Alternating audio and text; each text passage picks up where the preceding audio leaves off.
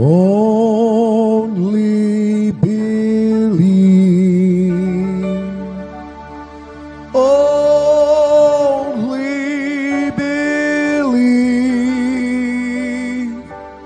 And all things are possible.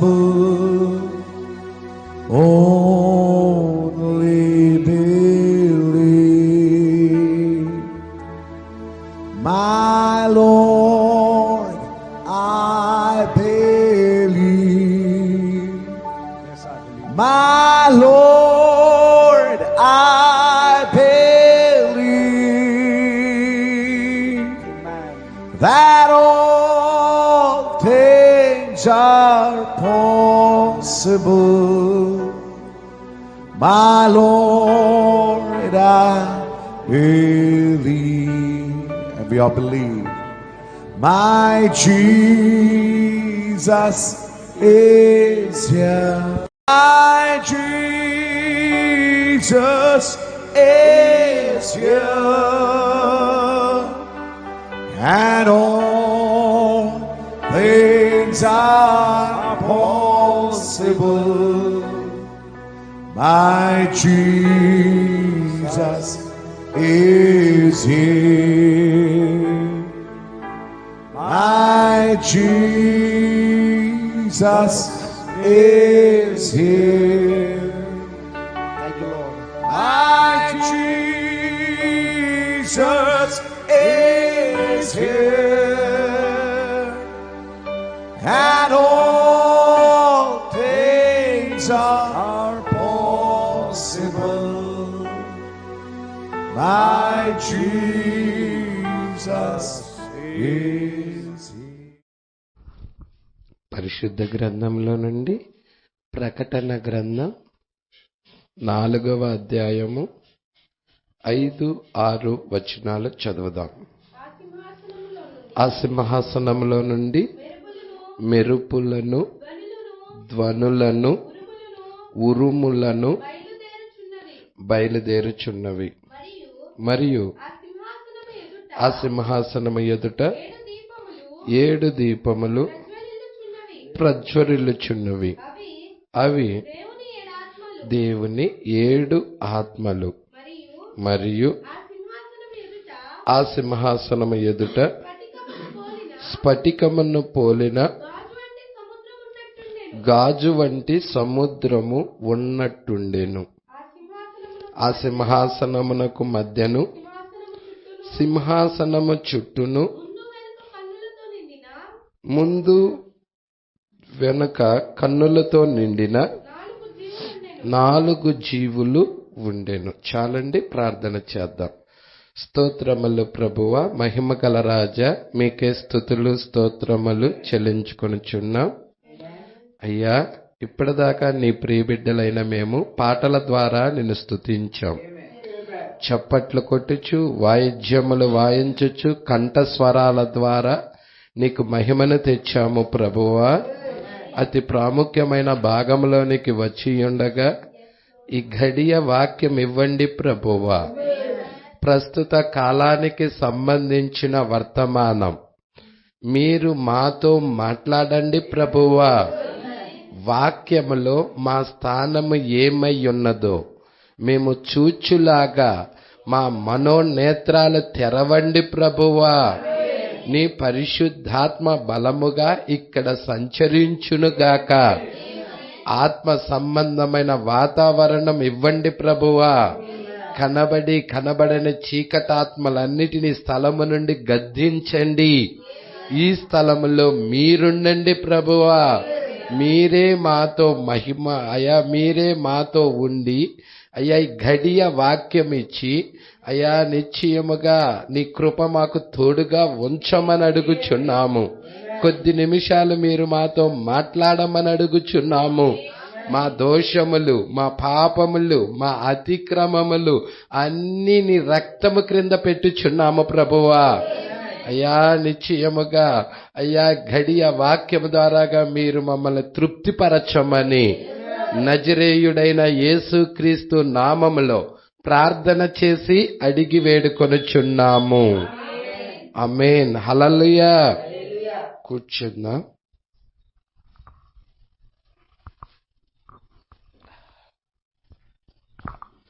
Praise lord.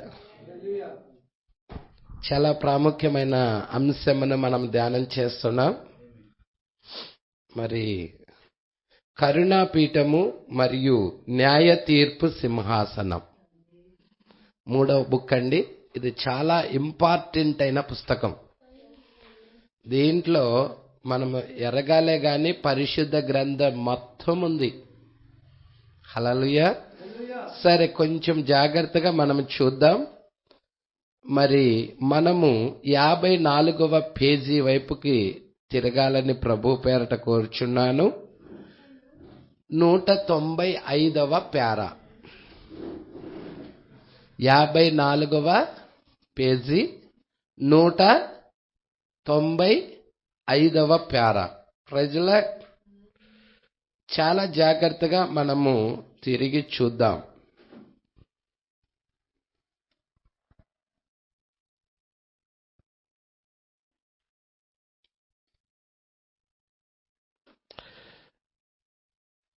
ఇప్పుడు దేవుని యొక్క కోపమును గూర్చి గమనించండి అంటున్నాడు. దేవుని యొక్క కోపం అదే ఏంటి? న్యాయ తీర్పు. కరుణాపీఠము కాస్త న్యాయ తీర్పు సింహాసనముగా మార్చబడినది. హల్లెలూయా. ఇప్పుడు దేవుని యొక్క కోపము గూర్చి గమనించండి అని అగ్నితో కలిసి ఉన్న స్ఫటికపు సముద్రం. ఒకసారి మీరు ప్రకటన గ్రంథం 15వ అధ్యాయం వైపు తిరగండి. ప్రకటన గ్రంథం 15వ అధ్యాయము 1 నుండి 1-2 వచనాలు చూద్దాం. మరియు ఆశ్చర్యమైన మరి యొక్క గొప్ప సూచన పరలోకమందు సూచితిని. అదేమనగా 7 తెగుళ్ళు చేత పట్టుకొని ఉన్న 7 దూతలు. ఇవే కడవరి తెగుళ్ళు. వీటితో దేవుని కోపము సమాప్తమాయను. మరియు అగ్నితో కలిసి ఉన్న స్ఫటికపు సముద్రము వంటిది ఒకటి నేను చూచితిని. ఆ క్రూర మృగమునకు దాని ప్రతిమనకు దాని పేరుగల సంఖ్యకు లోబడక వాటిని జయించిన వారు దేవుని వీణెలు గలవారై ఆ స్ఫటికపు సముద్రమునొద్ద నిలిచియుండుట చూచితిని. 3-4 కూడా చదువుదాం. వారు ప్రభువా, దేవా, సర్వాధికారి, నీ క్రియలు ఘనమైనవి, ఆశ్చర్యమైనవి. యుగములకు రాజా, నీ మార్గములు న్యాయములు సత్యములునై ఉన్నవి. ప్రభువా, నీవు మాత్రము పవిత్రుడవు. నీకు భయపడని వాడు ఎవడు? నీ నామమును మహిమ పరచని వాడు ఎవడు?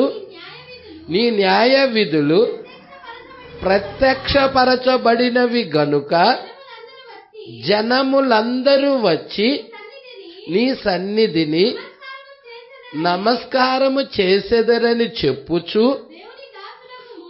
దేవుని దాసుడగు మోషే కీర్తనయు గొర్రెపిల్ల కీర్తనయు పాడుచున్నారు. Praise lord. దేవుడికి మహిమ కలుగునుగాక. హల్లెలూయా.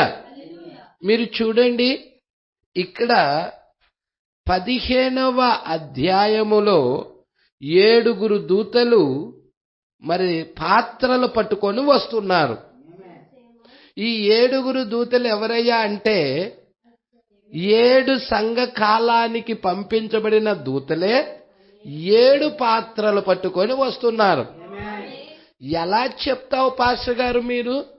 ఈ 7 సంఘ కాలాలకి పంపించబడిన దూతలే మరి 7 పాత్రలు పట్టుకొని వస్తున్నారని నువ్వు ఎలా చెప్పగలవు? లేఖనం యొక్క రుజువేదైనా ఉన్నదా అంటే మీకు చూపిస్తాను. ప్రకటన గ్రంథం 17వ అధ్యాయం మొదటి వచనం.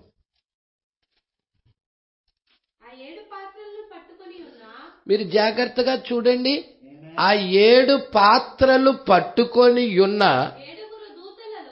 7 ఇక్కడ దేవదూతలు అన్నారు, దేవదూతలు కాదు వాళ్ళు, దూతలలో అంటే ఈ 7 పాత్రలు పట్టుకున్న 7 దూతలలో ఒకడు వచ్చి నాతో మాటలాడుచు ఇలాగు చెప్పెను, నీవిక్కడికి రమ్ము, విస్తార జలముల మీద కూర్చున్న మహావేశ్యకు చేయబడు తీర్పు. ప్రజల 7 పాత్రలు పట్టుకొని ఉన్న 7 దూతలలో ఒకడు వచ్చి నాతో మాట్లాడుచు ఇలాగు చెప్పెను. మరి మీరు చూడండి, ఈ ప్రకటన గ్రంథం అంతటిని యోహానికి చూయిస్తున్న దూత ఒక ఆయన ఉన్నాడా? ఎవరు ఆ దూత? ఆ 7 పాత్రలు పట్టుకున్న వారిలో ఒకడు వచ్చాడు, యోహానికి చూయిస్తున్నాడు.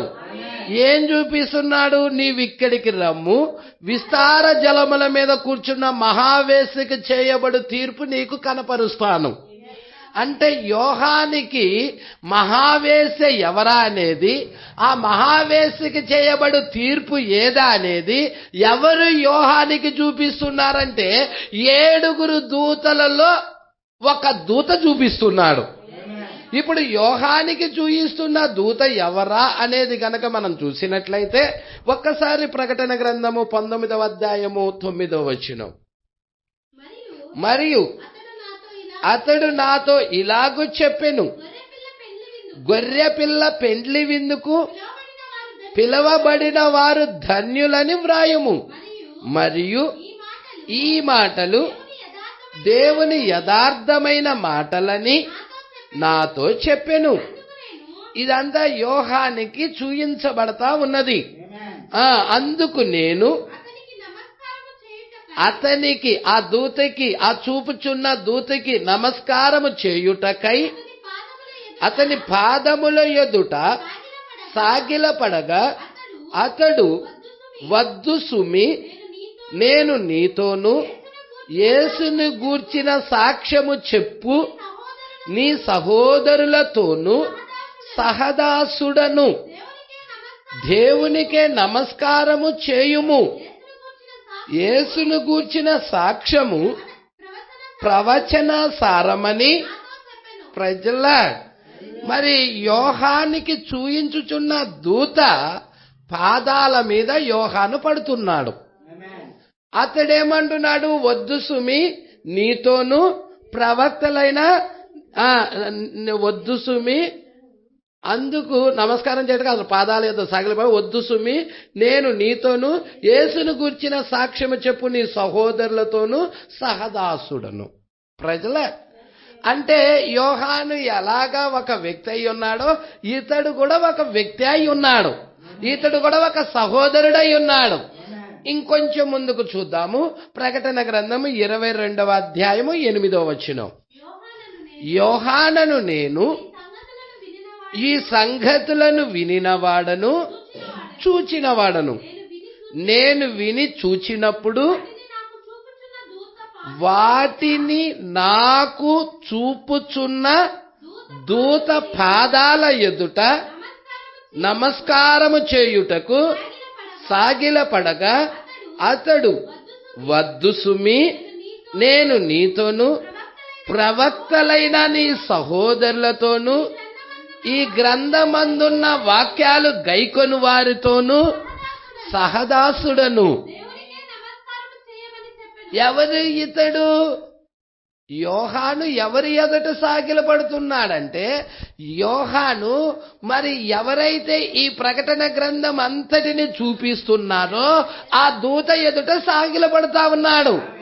ఆ దూత ఎవరని చెప్తా ఉన్నాడు?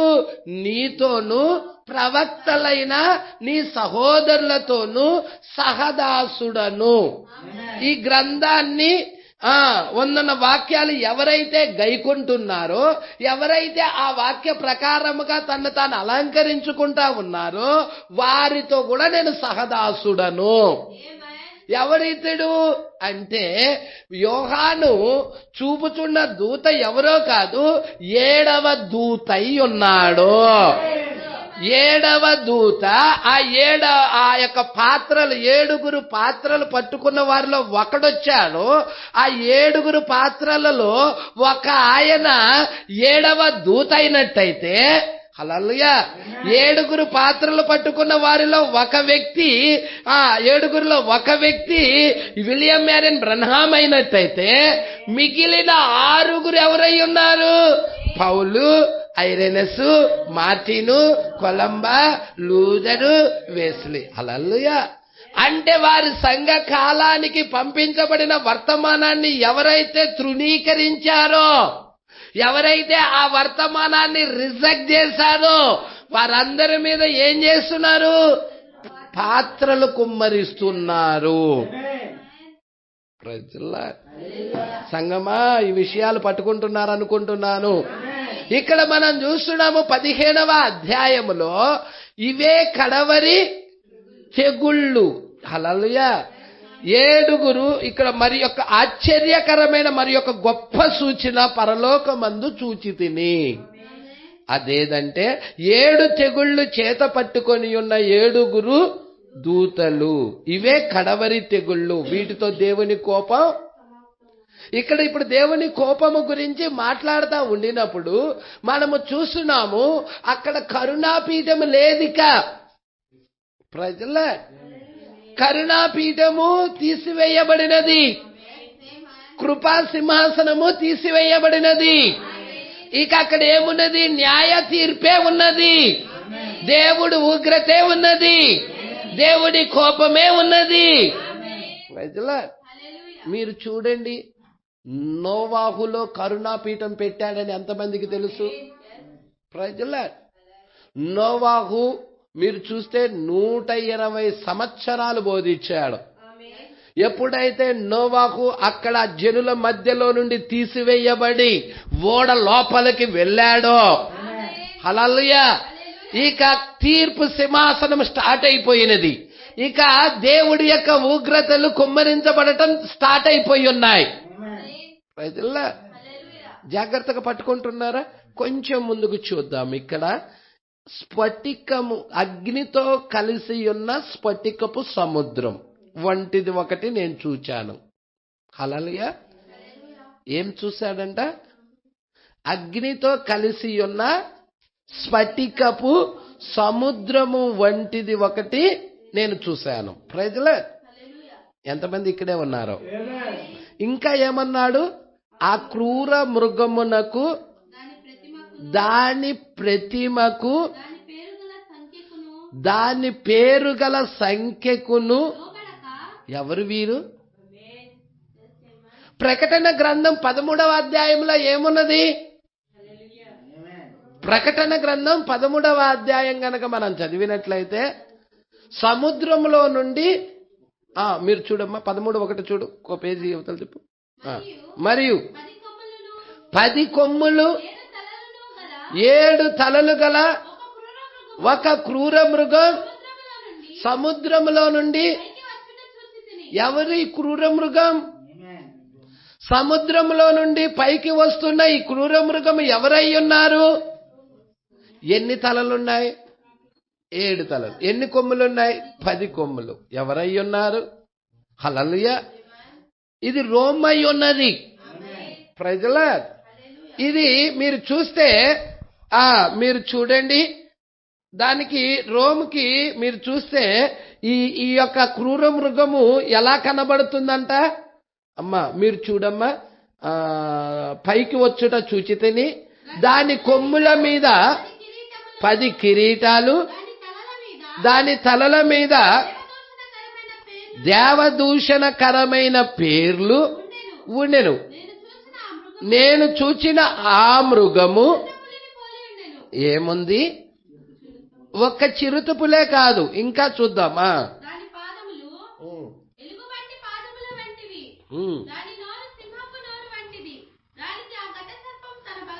ఇక్కడ మీకు ఒక్క మృగములోనే ఎన్ని మృగాలు కనబడుతున్నాయండి. 2వ వచనములో ఆ మృగము చిరుత పులిని పోలి ఉన్నది. అంటే చిరుత పులి వంటి ఆకారం ఉన్నది. హల్లెలూయా. ఇంకా దాని పాదాలు వచ్చేదలికే ఎలుకబంటి వంటి పాదాలు, పట్టుకుంటున్నారా? దాని నోరు వచ్చేదలికే సింహపు నోరు. అంటే సింహము కనబడుతుంది, ఎలుకబంటి కనబడుతుంది, చిరుత పులి కనబడుతుంది. అంటే ఆ క్రూర మృగములో 3 జీవులు కనబడుతున్నాయి, 3 జంతువులు కనబడుతున్నాయి. ప్రజల్లా, ఎవరు ఈ క్రూర మృగము? ఏమిటి ఇది? అందుకే మీకేం కావాలి? దానియేలు గ్రంథం మీకు అర్థం అవ్వాలి. దానియేలు గ్రంథంలో దానియేలుకి ఏదైతే చూపించబడిందో యోహానికి కూడా అదే చూపించబడతా ఉన్నది. ఒకసారి మీరు దానియేలు గ్రంథము వైపుకు తిప్పాలని ఇష్టపడుచున్నాను.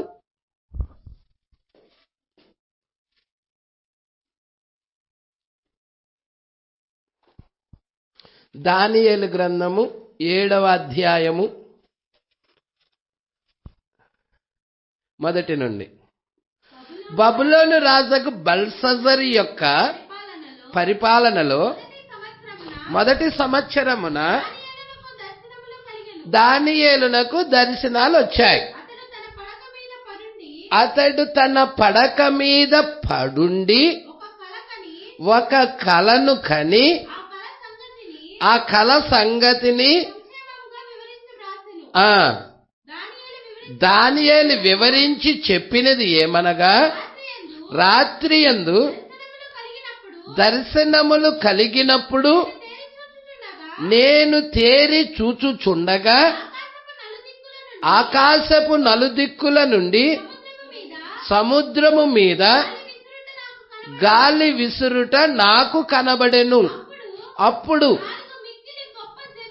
4 మిక్కిలి గొప్ప జంతువులు మహాసముద్రములో నుండి పైకి ఎక్కెను. ఆ జంతువులు ఒకదానికి ఒకటి భిన్నములై ఉండెను.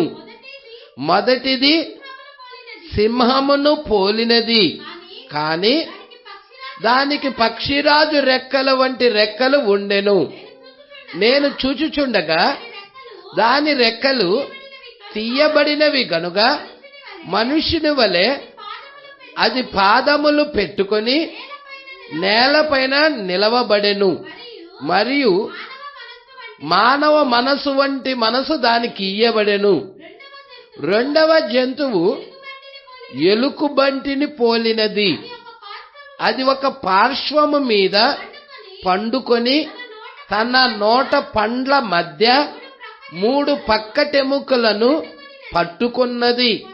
కొందరు లెమ్ము, విస్తారముగా మాంసము భక్షించుము అని దానితో చెప్పారు. అటు పిమ్మట 3వ జీవి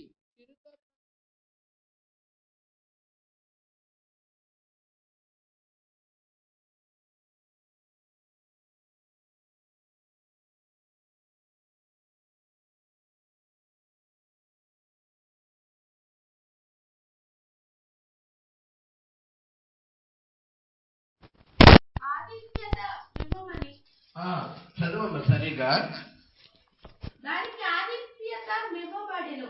ప్రెజలాడ్ 6వ వచనం మళ్ళీ. అటు పిమ్మట చిరుత పులిని పోలిన మరొక జంతువు చూచి తిని దాని వీపున పక్షి రెక్కల వంటి 4 రెక్కలుండెను. దానికి 4 తలలుండెను. దానికి ఆధిపత్యం ఇయ్యబడెను.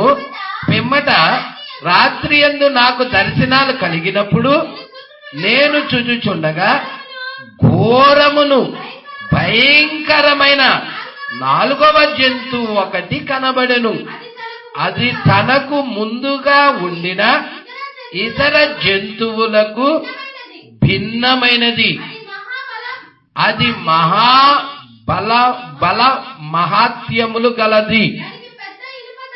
దానికి పెద్ద ఇనుప దంతములను 10 కొమ్ములు ఉండెను. అది సమస్తమును భక్షించుచు తుత్తునీలుగా చేయుచు మిగిలిన దానిని కాళ్ళ క్రింద అనగదొక్కుచూ ఉండెను. నేను ఈ కొమ్ములను కనిపెట్టగా ఒక చిన్న కొమ్ము వాటి మధ్యలో లేచెను. దానికి స్థలము ఇచ్చుటకై ఆ కొమ్ములలో 3 పెరికి వేయబడినవి. ఈ కొమ్మునకు మానవుల కన్నుల వంటి కన్నులను, గర్వముగా మాటలాడు నోరును ఉండెను. ప్రజల దేవుడికి మహిమ కలుగును గాక. ఇక్కడ మీరు 1వ వచనములో నుండి 8వ వచనములో దాకా చూసిన విషయాలన్నీ ప్రకటన గ్రంథము 13వ అధ్యాయములో 1-2 వచనాల్లోనే ఉన్నాయి. హల్లెలూయా. సింహం చూశారు, ఎలుగుబంటి చూశారు, చిరుతపులిని చూశారు. 4వ ఎలాగుంది? భయంకరమైనది. దానికి ఎన్ని తలలున్నాయి? 7 తలలున్నాయి. ఎన్ని కొమ్ములు? 10 కొమ్ములున్నాయి. ప్రజలా పట్టుకుంటున్నారా అండి? మీరు ఇంకా కొంచెం గనక చూసినట్లయితే అవి 4 జంతువులు ఎప్పుడు కూడా శక్తికి, రాజ్యాలకి సాదృశ్యం. హల్లెలూయా. మొదటిది అది సింహాన్ని పోలున్నది. అది నెబుకద్నెజర్ సామ్రాజ్యం. హల్లెలూయా. అది ఆ సామ్రాజ్యాన్ని ఎవరు జయించారయ్యా అంటే మీరు చూస్తే ఎలుకబంటి మాదీయులు, పారసీకులు. 3వది ఎలుకబంటి సామ్రాజ్యాన్ని ఎవరు జయించారయ్యా అంటే మాదీయులు, పారసీకులు ఎవరు జయించారయ్యా అంటే గ్రీకులు, అలెగ్జాండర్. చిరుతపులి. ఈ చిరుతపులిని కూడా 4వది భయంకరమైనది. అది ఎవరయ్యా అంటే రోమై ఉన్నది. అది ఎక్కడ మనం చూస్తున్నాము? ఈ రోమ్ యొక్క సామ్రాజ్యముని మనము ఎక్కడ చూస్తున్నాము అంటే మీరు చూస్తే మోకాళ్ళ దగ్గర ఉన్న ప్రభుత్వమై ఉన్నది. అక్కడే మొదటి రాకడ జరిగినది. పాదాల దగ్గర ఉన్న ప్రభుత్వం దగ్గర 2వ రాకడ జరిగినది. పట్టుకుంటున్నారా అండి? అంటే నీకు మొదటి రాకడ, 2వ రాకడ, ఈ యొక్క జీవుల యొక్క ఆ యొక్క 4 మృగాల గురించి అన్ని వివరణలు కూడా ఆ ఒక్క దానిలోనే ఉన్నాయి. ఆ కళలో నెబుకద్నెజర్ రాజు ఏది కళ కన్నాడో దానిలోనే ఉన్నాయి. ప్రజల మీరు చూస్తున్నారా? దానియేలు గ్రంథం అంతా ఒక కళ మీద నడుస్తుంది.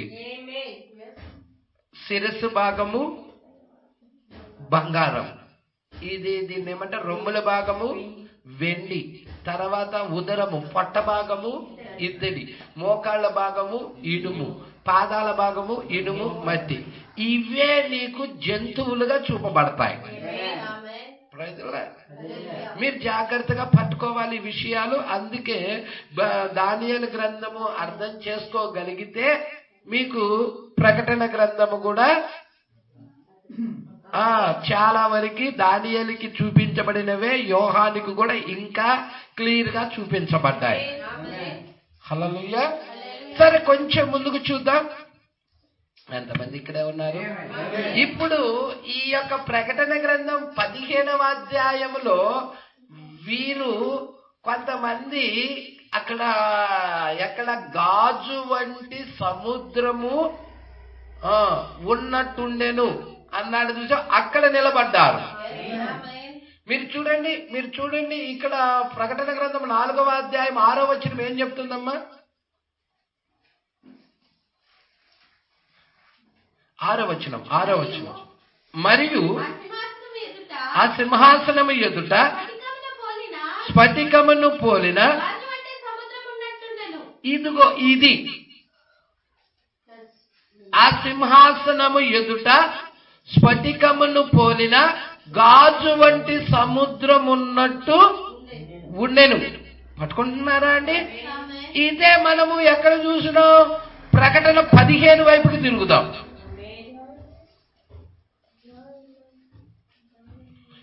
ప్రకటన 15:2. మరియు అగ్నితో కలిసి ఉన్న స్ఫటికపు సముద్రము వంటిది ఒకటి నేను చూచితిని. ప్రజలా, ఇక్కడ ఏం కనబడుతుంది? అగ్నితో కలిసి ఉన్న స్ఫటికపు సముద్రం. హల్లెలూయా. అగ్నితో కలిసి ఉన్న స్ఫటికపు సముద్రాన్ని చూస్తున్నాడు. ఇక్కడ కొంచెం ముందుకు చూస్తే క్రూర మృగానికి గాని, మీకు ఈ క్రూర మృగము ఎవరో తెలియాలి.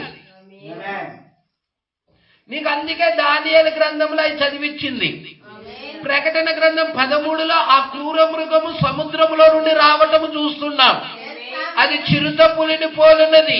దాని పాదాలు ఎలుకబంటి పాదాలు వంటివి, దాని నోరు సింహపు నోరు వంటిది.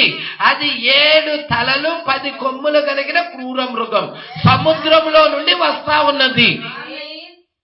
హల్లెలూయా. సముద్రము జలములతో నింపబడి ఉన్నది. జలములు ఎవరై ఉన్నారు? ప్రజలై ఉన్నారు. పాస్టర్ గారు, జలములు ప్రజల,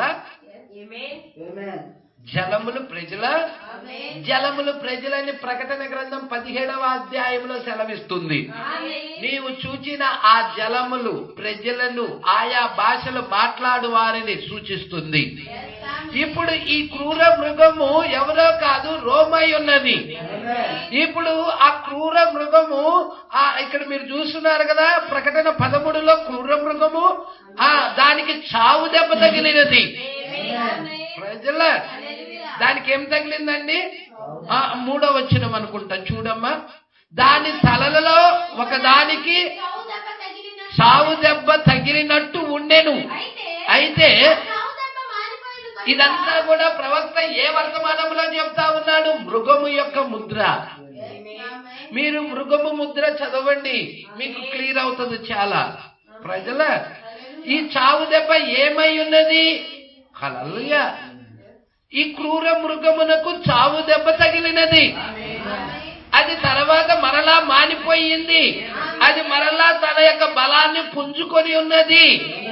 ఈ చావు దెబ్బ ఏదో కాదు, అంతకు ముందు యేసుక్రీస్తు వచ్చినప్పుడు అది ఎలాగున్నది? అన్యరోముగా ఉన్నది. హల్లెలూయా. అన్యరోము అంటే దాన్ని ఏలేది ఎవరు? చక్రవర్తులై ఉన్నారు. నీరో చక్రవర్తి ఏలాడా? హల్లెలూయా. చక్రవర్తులు ఎలుతా వస్తూ ఉన్నారు.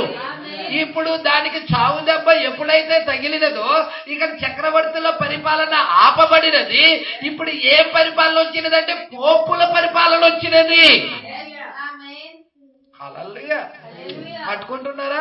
అంటే దానికి చావు దెబ్బ తగిలి తన రూపాన్ని మార్చుకున్నది, మరలా అది శక్తిని పొందుకున్నది. హల్లెలూయా. మీరు ఇప్పుడు చూడండి, మీరు ప్రకటన 17 వైపుకి తిరిగితే చాలా సంగతులు మీకు స్పష్టమవుతాయి. అదే ఈ దూత సెలవిస్తా ఉన్నాడు మన కాల ప్రవక్త విలియం బ్యారెన్ బ్రన్హాం గారికి. ఎవరికి? యోహానికి చూపిస్తా ఉన్నాడు. యోహాన్ ఇక్కడ ఉన్నదా? వధువేనా? మరి వధువుకి సంగతులన్నీ చూపిస్తా ఉన్నాడు.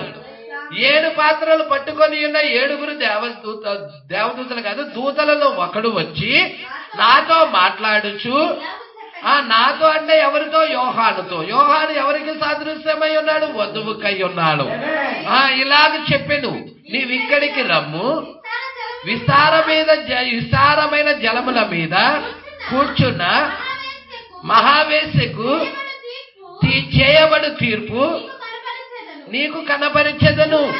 భూరాజులు ఆమెతో వ్యభిచరించిరి, భూనివాసులు ఆమె వ్యభిచార మధ్యములో. ఎవరు వీరు? ఈ భూరాజులు ఎవరు? ఈ అధికారులు ఎవరు? ఈ భూజనులంతా ఎవరు? ఈ భూజనులంతా ఆమెతో వ్యభిచార మధ్యములో మత్తిల్లున్నారన్నారు. మరి ఆమె వాళ్ళకి త్రాగడానికి మద్యాన్ని ఇచ్చి ఉన్నది. ఆ మద్యముతో మత్తిల్లిపోయి ఉన్నారు. ఏంటి ఆ మద్యము? ప్రజల్లా ఇదంతా మీరు మహావేశన వర్తమానము చదవండి, దాంట్లో కూడా క్లియర్ చేస్తాడు. హల్లెలూయా. అందుకే ఇక్కడ అంటా ఉన్నాడు, జాగ్రత్తగా పట్టుకుంటున్నారా? మీరు జాగ్రత్తగా పట్టుకోండి. కొంచెం కిందకు చూద్దాము. అప్పుడు అతడు ఆత్మవశుడనైన నన్ను అరణ్యానికి కొనిపోగా దేవదూతన నామములతో నిండుకొని 7 తలలు. మనం ఇది ఎక్కడ చూసాము? దేవదూతల భాషలతో నిండుకొని. హల్లెలూయా. దేవదూతల నామములతో నిండుకొని 7 తలలు 10 కొమ్ములు గల ఎర్రని మృగము. హల్లెలూయా. ఇక్కడ మీరు చూడండి, 7 తలలు 10 కొమ్ములు కలిగిన మృగము ప్రకటన 13లో చూసామా లేదా? అక్కడ నీకు స్త్రీ కనబడటం లేదు, అక్కడ మృగముగా కనబడుతుంది. కానీ ఇక్కడ ప్రకటన 17 దగ్గరికి వచ్చేసరికి ఆ మృగము మీద ఆసీనురాలైన ఒక స్త్రీ కనబడుతుంది. ఎవరా స్త్రీ? స్త్రీ సంఘానికి సాదృశ్యమై ఉన్నది. రోమ్లో నుండి లేచిన సంఘమై ఉన్నది. అది విస్తార జలముల చేత అది మీరు పట్టుకుంటున్నారండి. నీవు ఇక్కడికి రమ్ము. విస్తార జలముల మీద కూర్చున్నది. మహావేశ్యకు చేయబడి తీర్పు నీకు కనపరుస్తాను. భూరాజులు ఆమెతో వ్యభిచరించిరి, భూనివాసులు ఆమె వ్యభిచార మధ్యములో మత్తిల్లిది. అప్పుడు అతడు ఆత్మవశుడనైన నన్ను అరణ్యమునకు కొనిపోగా దేవదూతల నామములతో నిండుకొని 7 తలలు 10 కొమ్ములు కలిగిన ఎర్రని మృగం మీద కూర్చున్న ఒక స్త్రీని. ఎవరు ఈ స్త్రీ? ఈ దేవదూతల నామాలు ఏంటి? హల్లెలూయా. మీరు ఇక్కడ పిలువబడుతున్న Baptist church, Lutheran church, Pentecost church అని పిలువబడుతున్నాయి కదా, ఇవన్నీ దేవదూత నామాలే. ఈ స్త్రీ ఎవరు? హల్లెలూయా. దీనికి అధికారం ఎవరిచ్చారు? మీకు ఆ మృగానికి అధికారం ఎవరిచ్చారో చూసారుగా 3వ వచనంలో. అమ్మ 2 చూడమ్మా. ప్రకటన 13:2. దానికి అధికారం ఎవరిచ్చారో. నేను చూచిన ఆ మృగము చిరుతపులిని పోలి ఉండెను. దాని పాదాలు ఎలుకబంటి పాదాలు వంటివి, దాని నోరు సింహపు నోరు వంటిది. దానికి అంటే ఆ క్రూర మృగానికి ఆ ఘట సర్పము తన బలము, తన సింహాసనము, గొప్ప అధికారము. ప్రజల ఎవరిచ్చింది? ఘట సర్పం. ఘట సర్పం అంటే ఎవరు? సాతాను, అపవాది. హల్లెలూయా. మీరు పట్టుకుంటున్నారా? దేవుడికి మహిమ కలుగును గాక. ఈ సంగతులు మీరందరూ జాగ్రత్తగా పట్టుకోవాలని కోరుకుంటున్నాను. ఎప్పుడైతే వాడు ఆ అధికారము ఇచ్చాడో, హల్లెలూయా, ఇక అధికారము ఆ క్రూర మృగానికి ఇచ్చినప్పుడు, ఆ ఘట సర్పం ఆ క్రూర మృగానికి ఎప్పుడైతే ఇచ్చినదో, హల్లెలూయా, ఇక వాడు ఆరాధించబడతా ఉన్నాడు. దేవుడికి మహిమ కలుగును గాక. మీరు పట్టుకుంటున్నారా? అందుకే ఇక్కడ అంటున్నాడు 4వ వచనం 17వ అధ్యాయము 3వ వచనం. అప్పుడు అతడు ఆత్మవశుడైన నన్ను అరణ్యమునకు కొనిపోగా దేవదూతల నామములతో నిండుకొని 7 తలలు 10 కొమ్ములు గల ఎర్రని మృగం మీద కూర్చున్న ఒక స్త్రీని చూచితిని. ఆ స్త్రీ ధూమ్ర రక్త వర్ణము గల వస్త్రము ధరించుకొని బంగారముతో, రత్నములతో, ముత్యములతో అలంకరించబడినదే.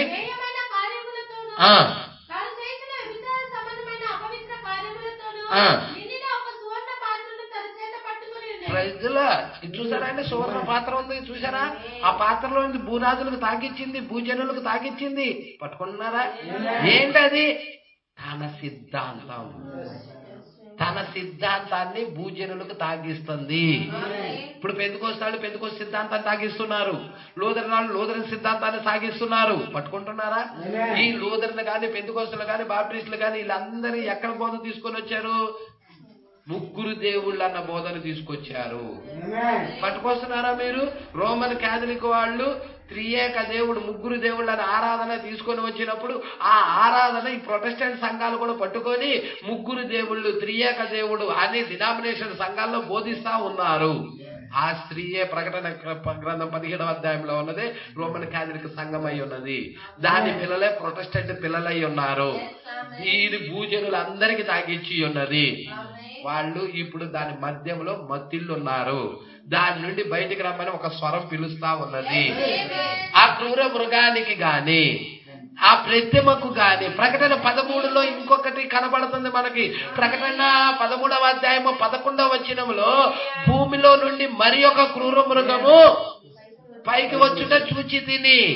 ఈ మరి ఒక క్రూర మృగము ఎవరో కాదు, అమెరికా అయి ఉన్నది.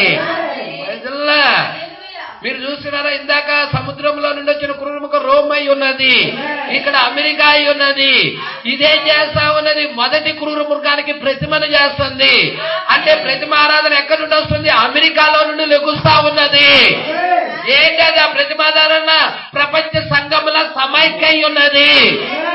ఆ ప్రతిమకు గాని దాని సంఖ్యకు గాని నమస్కారం చెయ్యని జనులున్నారు. ఎవరు ఆ జనులు? వధువై ఉన్నారు. వధువు మాత్రమే కాదు, ఇక్కడ ఇంకా ఒక గుంపు ఉన్నది. ఈ గుంపు గురించి మనం ఎక్కడ చూస్తున్నాము? ఈ గుంపు గురించి మనం ప్రకటన గ్రంథము 7వ అధ్యాయంలో చూస్తున్నాము. ఏమున్నది పాస్టర్ గారు ప్రకటన గ్రంథము 7వ అధ్యాయంలో? ఇక్కడ మనం చూస్తా ఉన్నాం. ప్రకటన గ్రంథం 7వ అధ్యాయంలో మీరు చూసినట్టయితే ఆ అధ్యాయం అంతా 6వ అధ్యాయానికి 8వ అధ్యాయానికి మధ్యలో ఉన్న అధ్యాయమై ఉన్నది. 8వ అధ్యాయం 7వ ముద్ర 1వ వచనము. 7వ ముద్ర అర్ధగంట సేపు నిశ్శబ్దమై ఉన్నది. మరి 7వ ముద్రలో ఉన్న విషయాలు తెలుసుకోవాలంటే అంతకు ముందున్న అధ్యాయం వైపే తిరగాలని ప్రవక్త చెప్తా ఉన్నాడు. అంతకు ముందున్న అధ్యాయం ఏదైతే ప్రకటన గ్రంథం 7వ అధ్యాయమై ఉన్నది. ప్రకటన గ్రంథం 7వ అధ్యాయము 7వ బూర. 7వ బోర కింద ఎవరు వస్తున్నారు? 1,44,000 మంది వస్తున్నారు. 7వ బోర కింద 1,44,000 మంది వస్తున్నారు. 6వ ముద్ర, 6వ ముద్రలో 1,44,000 మంది వస్తున్నారు. 6వ ముద్రలో బుద్ధి లేని కన్నికలు వస్తున్నారు. మీరు ప్రకటన గ్రంథము 7వ అధ్యాయంలో నీకు ఈ 2 రకాల గుంపు జనులు కనబడతారు. మహాశ్రమల్లో నుండి వచ్చే వాళ్ళు కనబడతారు. ప్రతి జనములో నుండి వస్తా ఉన్నారు వాళ్ళు. పట్టుకుంటున్నారా? ఎవరండి వీళ్ళు? ఒక వర్తమానంలో ప్రవక్త ఈ తెల్లని వస్త్రాలు ధరించుకున్న వీరు ఎవరో తెలుసా అని ఒక వర్తమానంలో వధువుకు సాదృశ్యంగా చెప్పాడు. వారు వధువు అని చెప్పారు. ఇంకొక వర్తమానంలో ప్రవక్త వాళ్ళు ఎవరో కాదు, వధువు 4వ అధ్యాయంలో ఎత్తబడుతుంది. వాళ్ళు ఎవరో కాదు, 7వ అధ్యాయంలో ఉన్న వీళ్ళు ఎవరో కాదు, బుద్ధి లేని కన్యక అని చెప్పాడు. హల్లెలూయా. మీరు పట్టుకుంటున్నారా? అంటే ఇక్కడ బుద్ధిలేని కన్యక, మీరు చూడండి, బుద్ధిలేని కన్యకకి మీరు ఆ 7వ అధ్యాయంలో కనబడతా ఉన్నదామె. 1,44,000 మంది కనబడతా ఉన్నారు. ఈ బుద్ధిలేని కన్యక తర్వాత ఈ యొక్క 1,44,000 మంది వీళ్ళందరూ కూడా ఎక్కడ వస్తా ఉన్నారంటే 6వ ముద్ర కింద వస్తున్నారు. 6వ ముద్ర శుద్ధీకరణ ముద్ర అయి ఉన్నది. 6వ ముద్ర ఏమై ఉన్నది? శుద్ధీకరణ ముద్ర అయి ఉన్నది. ఇప్పుడు మనం ఏం చూస్తున్నాం? ప్రకటన గ్రంథం 17వ అధ్యాయంలో ఆ 2వ వచనం ఏముంది? అగ్నితో, అమ్మా ప్రకటన గ్రంథం 10, మరియు అగ్నితో కలిసి ఉన్న స్ఫటికపు సముద్రము వంటిది ఒకటి నేను చూచి తిని. ఈ స్ఫటికపు సముద్రము ఎంతమందికి తెలుసు? ఈ స్ఫటికపు సముద్రము హల్లెలూయా మనం ప్రకటన 4లో చూసాం. 6వ వచనంలో గాజు వంటి స్ఫటికపు సముద్రము. పట్టుకుంటున్నారా? ఇది ఎక్కడున్నది? ఆవరణము. హల్లెలూయా. ఆవరణములో మోషే గాజు వంటి స్ఫటికపు సముద్రానికి దాన్ని ఏం పెట్టేశాడు? గంగాళము పెట్టాడు. ఇత్తడి గంగాళాన్ని పెట్టాడు. అంటే వీళ్ళు ఎక్కడ నిలబడ్డారు? ఇత్తడి గంగాళము దగ్గర నిలబడ్డారు. ఎక్కడ నిలబడ్డారు? అంటే మీరు ఏదో ఒక్క లేఖనం పట్టుకొని ఎంత అర్థం కాదు. ఈ లేఖనానికి ఇంకొక లేఖన కనెక్షన్ ఉంటుంది. ప్రజల ఇత్తడి గంగాళం యొక్క ప్రాముఖ్యత ఏమిటి? అక్కడ బలి ఇచ్చే ఇచ్చే ముందు ఆ యొక్క బలి పశువు ఆ యొక్క గంగాళములోని వేరుపరచు జలముల ద్వారా కడగబడుతుంది. అంటే వేరుపరచు జలములు వేరుపరుస్తా ఉన్నాయి. అబ్రహామును తన ఈ తండ్రి ఇంటి నుండి ఏదో జలములు వేరుపరిచాయి. ఇక్కడ ఉన్న మనలని కూడా మరి లోకము నుండి సంఘ శాఖల నుండి ఏదో జలములు మనలని కూడా వేరుపరిచాయి. ఆ వేరుపరచు జలములు అబ్రహామును వేరుపరచలేదా? ఆ వేరుపరచు జలములు దేనికి సాదృశ్యముగా ఉన్నవి? ప్రజల బలి ఇచ్చే ముందు ఆ అర్పణ కడగబడాలి. ఈరోజు ఉదక స్నానం చేయబడాలి. ఎవరు ఉదక స్నానం చేయబడతా ఉన్నారు? ఈరోజు వధువు ఉదక స్నానం చేయబడతా ఉన్నది. ఎలాగా? వాక్యము ద్వారాగా, వేరుపరచు జలముల ద్వారాగా. ఇవన్నీ మీరు ఎక్కడ చూడాలి? దానియేలు 70 వారాల్లో లింకప్పు. మీరు ప్రవక్త ఏం చెప్పాడు? 4వ అధ్యాయం నుండి 19వ అధ్యాయం దాకా. హల్లెలూయా. దానియేలు 70 వారాల్లో ఆఖరి అర్ధవారానికి సంబంధించినది. హల్లెలూయా. 4వ అధ్యాయంలో వధువు, 4వ అధ్యాయం 1వ వచనంలో వధువు ఎత్తబడుతుంది. మరలా ఎప్పుడు వస్తుంది? 19వ అధ్యాయంలో వస్తుంది. ఈ మధ్యలో ఉన్న విషయాలు ఆమెకేమైనా సంబంధం ఉన్నదా? ఏమైనా ఉన్నదా సంబంధం? ప్రజల 7వ బోర కింద జరిగే విషయాలు. హల్లెలూయా. 7వ బోర కింద జరిగే విషయాలు, యూదులకు జరిగే విషయాలు, ఆ యొక్క బుద్ధి లేని కన్యకలకు జరిగే విషయాలు. మీరు చూడండి, జాగ్రత్తగా పట్టుకోవాలి ఈ విషయాలన్నీ. వధువు ఎత్తబడిన తర్వాత జరిగే విషయాలవి. ఇక్కడ గంగాళం దగ్గర ఎవరు నిలబడుతున్నారు? బుద్ధి లేని కన్యక. హల్లెలూయా. ఇతడు బలిపీఠం దగ్గర ఎవరు నిలబడుతున్నారు? 1,44,000 మంది. వాళ్ళు ఏం చేస్తున్నారు? పగను కోరుకుంటా ఉన్నారు. మరి ఈమె ఎక్కడ ఉండేది? అక్కడ మూడు ప్రాముఖ్యంగా మీరు చూడండి. ఆవరణంలో ఇత్తడి గంగాళం, ఇత్తడి బలిపీఠం. అవునా? అదే విధంగా పరిశుద్ధ స్థలంలో బంగారపు బలిపీఠం, గోల్డెన్ ఆల్టర్, ధూపవేదిక అంటారు. రొట్టెల బల్ల, దీప వృక్షము. ఇప్పుడు 7 సంఘకాలాలు ఎక్కడున్నాయి? 2వ స్థానంలో ఉన్నాయి. పరిశుద్ధ స్థలంలో ఉన్నాయి. పరిశుద్ధ స్థలంలో ఉన్న ఈ దీపవృక్షము 7 సంఘకాలాలు ఎక్కడికి లాగబడుతున్నాయా అంటే, నేను జయించి నా తండ్రి సింహాసనం మీద కూర్చున్న ప్రకారము జయించు వానిని నాతో కూడా నా సింహాసనం మీదకి కూర్చోండి ఇచ్చేదను. పట్టుకుంటున్నారు ఈ విషయాలు. అంటే ఈ యొక్క పరిశుద్ధ స్థలంలో నుండి అతి పరిశుద్ధ స్థలంలోకి వెళ్తుంది మీ సింహాసనం మీదకి వెళ్తుంది మీ. అంటే మీరు జాగ్రత్తగా చూడండి, కాలంలో నుండి నిత్యత్వంలోనికి తీసుకెళ్లే ఒక వర్తమానం ప్రకటన 10లో దిగుతుంది. కొంచెం ముందుకు చూద్దామా? ఇక్కడేమంటున్నాడు? అగ్నితో కలిసి ఉన్న స్ఫటికపు సముద్రము ఒకటి వంటిది ఒకటి నేను చూచితిని. ప్రజలా ఎవరు వస్తున్నారో చూడండి. ఇక్కడ ప్రకటన 15వ అధ్యాయంలో కడవరి తెగుళ్ళు, 7 పాత్రలు. అప్పుడు ఇవి ఎక్కడ ఉంటుంది? 7 పాత్రలు భూమి మీద కుమ్మరించబడేటప్పుడు ఈమె ఎక్కడ ఉంటది? మీకు ఇంకోటి చెప్తా. జల ప్రళయము భూమి మీదకి వచ్చేటప్పుడు హానోకు ఎక్కడ ఉన్నాడు? హానోకు ఎక్కడ ఉన్నాడో ఈమె కూడా అక్కడే ఉంటది. ఎందుకంటే హానోకు వధువుకి సాదృశ్యము. ఆదాము మొదలుకొని 7వ వాడైన హానోకు. ఆదాము ఏ విధముగా ఆ 7గురితో సహవాసం చేస్తా వస్తున్నాడు, 2వ ఆదాము కూడా 7 సంఘ కాలాలలో ఉన్న 7గురు దూతలతో కూడా సహవాసం చేస్తా వస్తున్నాడు. అయితే 7వ వాడి దగ్గరికి వచ్చేదలికే ఎత్తబాటు యొక్క మర్మమును ఇప్పుతున్నాడు. శరీర మార్పు గురించి మాట్లాడుతున్నాడు. మీరు చూసారా, హానోకు దగ్గరికి వచ్చేదానికి ముద్రలు తెరవబడ్డాయి, మోపించేయబడ్డాయి. 7వ వాడి దగ్గరికి వచ్చేదానికి శరీర మార్పుకు సంబంధించిన విషయాలు వచ్చేసాయి. ఎందుకంటే కాలంలో నుండి నిత్యత్వంలోకి వెళ్ళే వర్తమానం వచ్చేసింది 7వ వాడి దగ్గర. ఈరోజు మనము 7వ వాడి దగ్గర ఉన్నాము. హానోకు మనమై ఉన్నాము. కాలంలో మనము బంధించబడలేదు. నిత్యత్వంలోకి వెళ్ళే వర్తమానము 2వ ఆదామైన యేసుక్రీస్తు.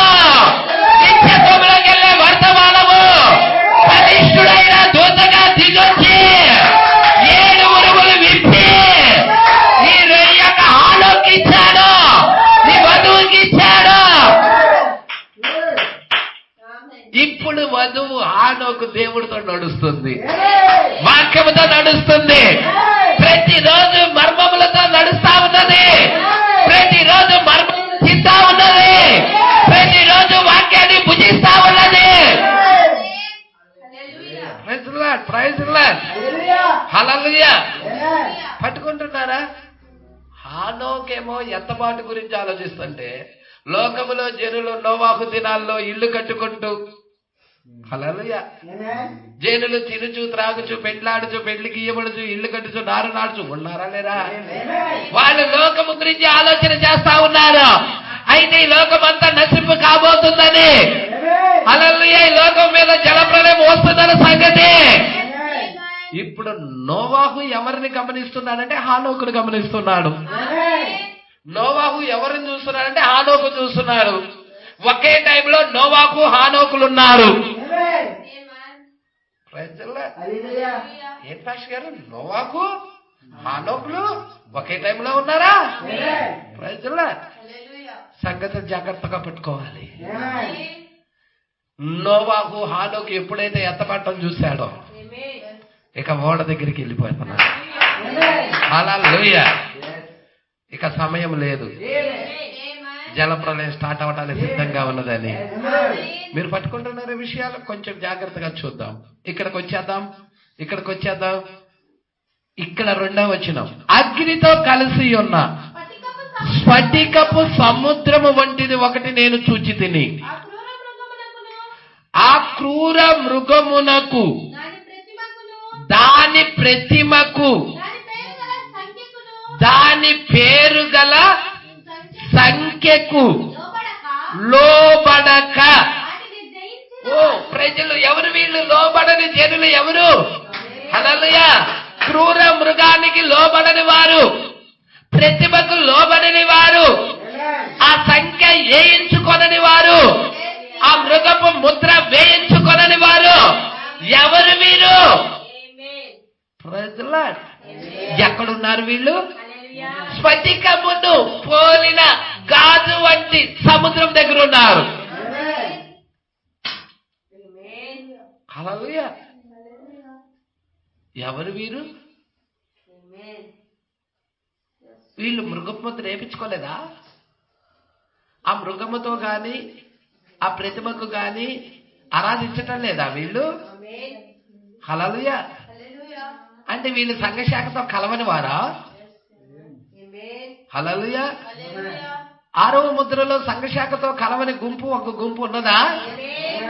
14వ అధ్యాయంలో ఇక్కడ స్త్రీ సాంగత్యం ఎరగని ఒక గుంపు ఉన్నదా?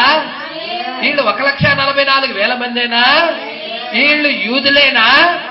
మరి ప్రకటన గ్రంథం 14వ అధ్యాయంలో యూదులైతే 15వ అధ్యాయంలో వస్తున్న స్ఫటికమును పోలిన గాజు వంటి సముద్రం దగ్గర ఉన్న వీరెవరు? 14వ అధ్యాయంలో నువ్వు చూడు. 14వ అధ్యాయం దగ్గరికి వచ్చేందుకు వధువు ఎక్కడుంది? భూమి మీద ఉందా? అసలు 14వ అధ్యాయంలో వధువు భూమి మీద, 4వ అధ్యాయంలో ఎత్తబడుతుంది. 19వ అధ్యాయంలో వచ్చింది. 14వ అధ్యాయంలో వధువు భూమి మీద లేదు. ప్రజల కానీ 14వ అధ్యాయంలో వధువు భూమి మీద లేదు, కానీ వధువుకు సంబంధించిన వర్తమానం మాత్రం ఉంది.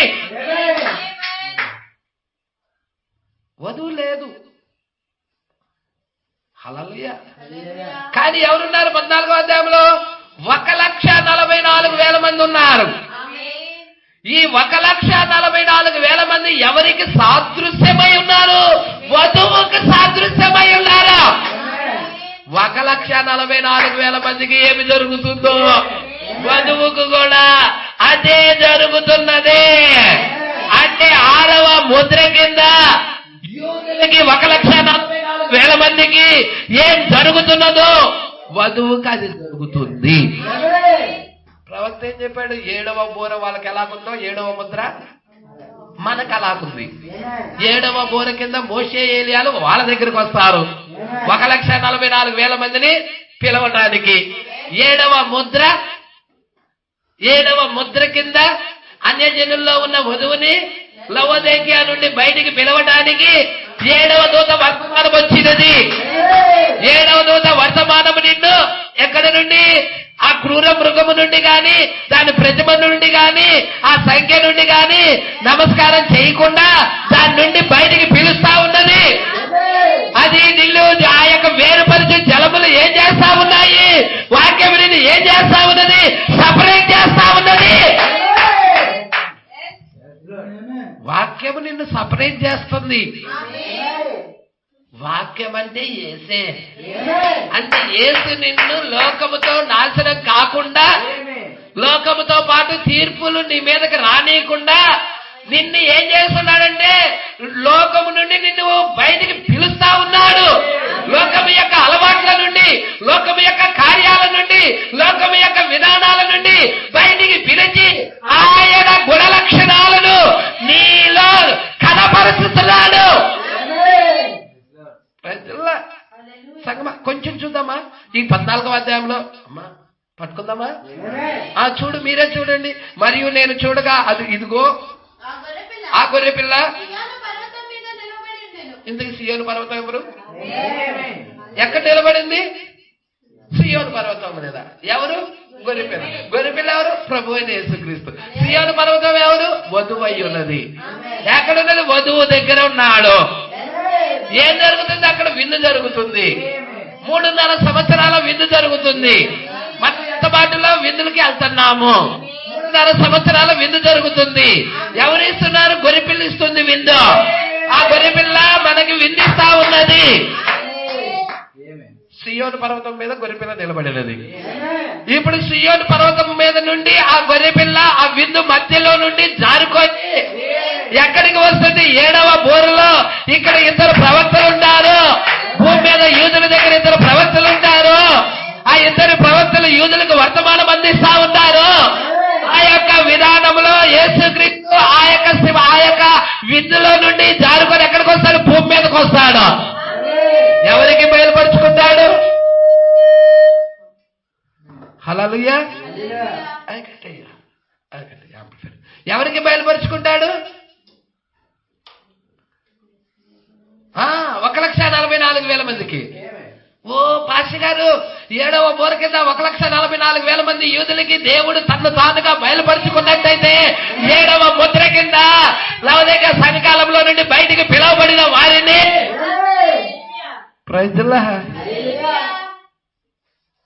అనేక లక్షల మంది గుంపులో నుండి 1,44,000 మందిని పిలిచాడు. హల్లెలూయా. అనేక క్రైస్తవుల్లో నుండి ఏర్పాటులో ఉన్న వధువును బయటికి పిలిచాడు. బయటికి పిలవటం మాత్రమే కాదు, దేవుడే తనకు తానుగా నీకు బయలుపరుచుకుంటున్నాడు. ఈ గాయాలు ఎక్కడివి యేసేపు? ఈ గాయాలు ఎక్కడివి అని అడుగుతున్నారు. క్రీస్తుని అడుగుతారు వాళ్ళు. యేసేపు ఎలాగా అన్నలకి తను బయలుపరుచుకుంటున్నాడో యూదులకి యేసుక్రీస్తు అలాగా తనను తానుగా బయలుపరుచుకుంటాడు. 7వ బోర కింద జరిగే విషయాలు అద్భుతంగా లేవా? ఇక్కడ మనం 7వ ముద్ర కింద, 7వ సంఘకాలంలో 7వ ముద్ర కింద ఎత్తబడే వధువుకి సాదృశ్యంగా ఉన్న మనం వాళ్ళు సాదృశ్యము, మన నిజరూపం. నిజరూపముగా ఉన్న మనము ఎత్తబాటులోకి వెళ్ళబోతున్నాం. ఎత్తబాటులోకి వెళ్ళే ఒక వర్తమానం వచ్చి ఉన్నది. ఇక్కడ చూడండి, గొర్రెపిల్ల సియోను పర్వతం మీద నిలబడి ఉండెను. ఆయన నామము ఆయన తండ్రి నామము నొసళ్ళ యందు లిఖించబడి ఉన్న 144,000 మంది. ఇప్పుడు నేను చెప్పమంటారా, గొర్రె పిల్ల నామము ఎవరికి ఇవ్వబడుతుంది? గొర్రె పిల్ల నామము. నేను ఒకటి చెప్తా, పురుషుడు పేరు ఎవరికి ఇవ్వబడుతుంది? పురుషుడు పేరండి. ఎవరినైతే పెళ్లి చేసుకుంటాడో ఆ స్త్రీకి ఆ పురుషుడి పేరు ఇవ్వబడుతుంది. అవునా? నేను మిమ్మల్ని గట్టిగా ఒక ప్రశ్న అడుగుతున్నా, జాగ్రత్తగా సమాధానం ఇవ్వాలి. ఇక్కడ ఆయన నామమును, ఆయన తండ్రి నామమును నొసళ్ళ యందు లిఖించబడి ఉన్న 144,000 మంది ఆయనతో కూడా ఉండిది. అది మొదటి వచనం కదండి. అంటే 1,44,000 మంది గొర్రెపిల్ల భార్య.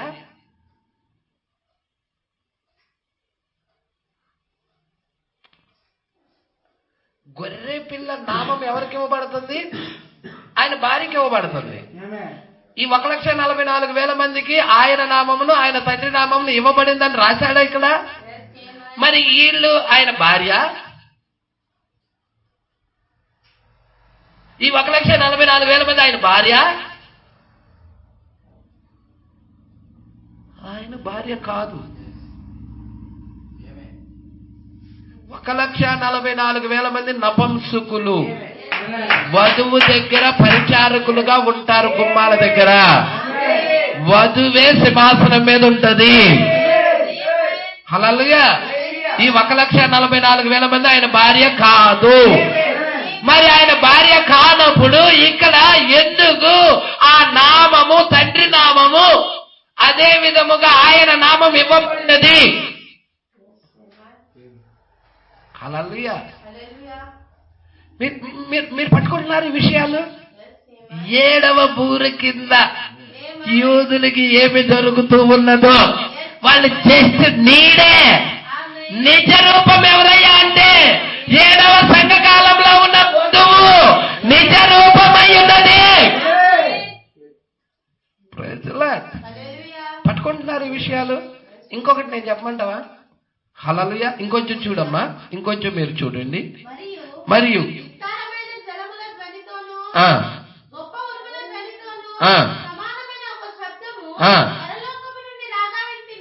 ఇప్పుడు విస్తారమైన జలముల ధ్వని, గొప్ప ఉరుముల ధ్వనితో సమానమైన ఒక స్వరము, ఒక శబ్దము పరలోకము నుండి రాగా వింటిని. నేను వినిన శబ్దము వీణలు వాయించుచున్న వైదికుల నాదమును పోలినది. వారు సింహాసనము ఎదుట, ఆ 4 జీవుల ఎదుట, పెద్దల ఎదుట. ఎవరు వీరు? ఈ కొత్త కీర్తన పాడేవాళ్ళు ఎవరు?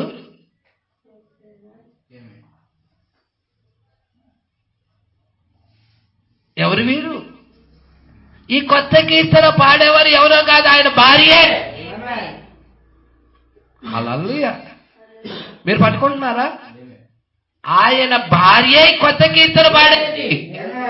ఇంకేమంటున్నాడు మీరు చూడండి. విస్తార జలము, మీరు ఇక్కడే చూశారు కదండి. విస్తార జలముల శబ్దము, గొప్ప ఉరుముల ధ్వనితో సమానమైన ఒక స్వరం. ప్రకటన 19 అది కాదా? ప్రకటన 19:6 అది కాదా? విస్తార జలముల శబ్దముతోను, అది అక్కడ ఉంది కదండి. 6వ వచనం. అప్పుడు గొప్ప జన సమూహపు శబ్దం, విస్తార జలముల శబ్దం, బలమైన ఉరుముల శబ్దం పోలిన ఒక స్వరము. ఎవరామి? ఆయన భార్య కదా ప్రజల. మరి ఈ కొత్త కీర్తన పాడేది ఆయన భార్య కదా? ఆయన భార్యే. ఇంకొంచెం ముందుకు చూద్దాం. కొత్త కీర్తన పాడుచున్నారు. భూలోకంలో నుండి కొనబడిన ఆ 144,000 మంది తప్ప మరి ఎవరు ఆ కీర్తన, ఆ కొత్త కీర్తన నేర్చుకోరు. అసలు వాళ్ళు కొత్త కీర్తన ఎలా పాడతారు? కొత్త కీర్తన పాడాల్సింది ఏమి కదా. హల్లెలూయా. ఈమె పాడబోతుందన్న సంగతి ముందుగా సూచనగా అక్కడ చూపబడుతుంది. పట్టుకుంటున్నారు ఈ విషయాలు? సంగమా పట్టుకుంటున్నారా? జాగ్రత్తగా మీరు చూడండి. హల్లెలూయా. ఇప్పుడు ఈ విషయాలు, ఈ కొత్త కీర్తన పాడుతుంది. ఇంకేమంటున్నాడు? వారు సింహాసనం ఎదుట 4 జీవుల ఎదుట పెద్దల ఎదుట కొత్త కీర్తన పాడుచున్నారు. భూలోకము నుండి కొనబడిన ఆ 144,000 మంది తప్ప మరి ఎవ్వరూ ఆ కీర్తన అవునండి ఎవ్వరు నేర్చుకోజాలరు. హల్లెలూయా. వీరు స్త్రీ సంగత్యం ఎరగని వారు. గొర్రె పిల్ల ఎక్కడికి పోతుందో అక్కడికల్లా వీళ్ళు వెళ్తా ఉన్నారు.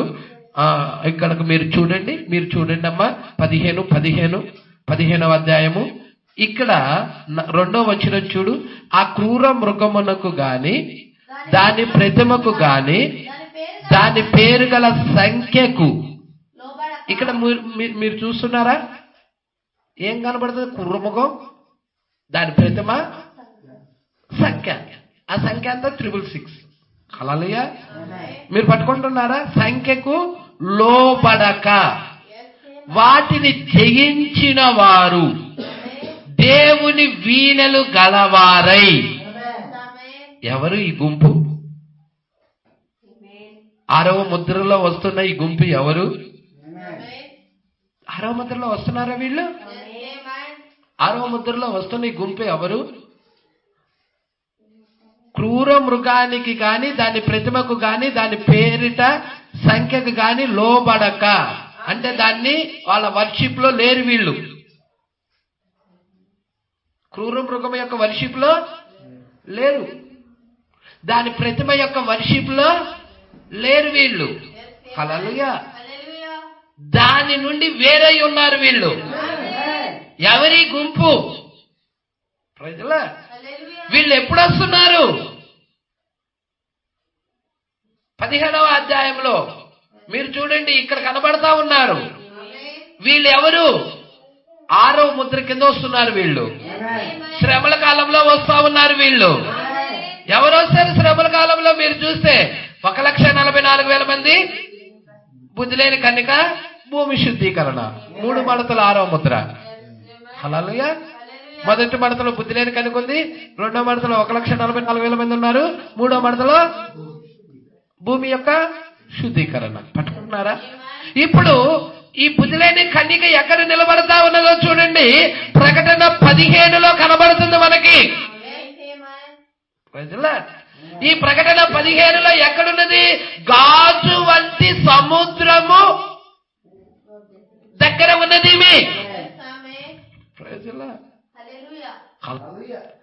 ఇంకొంచెం చూడు.